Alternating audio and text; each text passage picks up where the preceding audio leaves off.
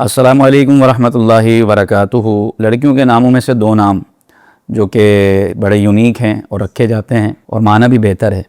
ایک نام ہے عزوہ، الف کے ساتھ، الف زا واو کھڑا زبر اور آگے یا۔ عزوہ، عزوہ کا معنی ہوتا ہے جمع کرنا۔ عزوہ کا معنی ہے جمع کرنا یا کسی چیز پر قبضہ کرنا، قابض ہونا، یا رازوں کو پوشیدہ رکھنا۔ یہ تین اس کے معنی بنتے ہیں عزوہ کے۔ تو اس اعتبار سے معنی کے اعتبار سے نام رکھنا بہتر ہے، اس میں کوئی قباحت نہیں ہے۔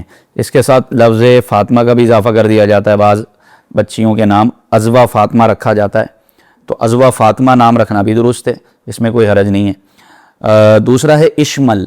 اشمل یہ بڑا وائرل چل رہا ہے آج کل، اشمل نام رکھنا۔ اشمل بھی درست ہے، الف پہ زبر کے ساتھ اور الف کے زیر کے ساتھ، تھوڑا بہت معنی کے اندر چینجنگ آئی۔ اشمل کا معنی ہے تو عام ہو یا تو شامل ہو، تو یہ امر کا صیغہ بن جاتا ہے۔ اگر آپ صرف کے اعتبار سے دیکھیں تو امر کا صیغہ بن جائے گا اشمل، تو شامل ہو یا تو عام ہو۔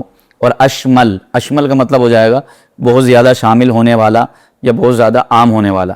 تو معنی کے اعتبار سے اگر دیکھا جائے تو یہ اشمل تو عام ہو یا شامل ہو، یہ مردوں کے لیے، جینٹس کے لیے ورڈ یوز ہوتا ہے اشمل عربی میں۔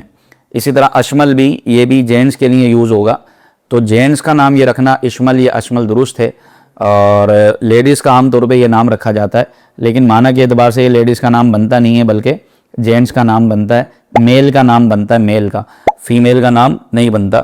بابا کا نام ہوتا ہے، بیوی کا نام نہیں ہے، تو اپنے بابا کا یا بوائے کا نام اشمل یا اشمل رکھ سکتے ہیں، لیکن چونکہ لڑکیوں کا نام بھی اشمل رکھا جا رہا ہے تو شرعاً اس میں کوئی حرج نہیں ہے، لیکن معنی کے اعتبار سے یہ نام جو ہے وہ لڑکوں کے لیے سوٹیبل ہے۔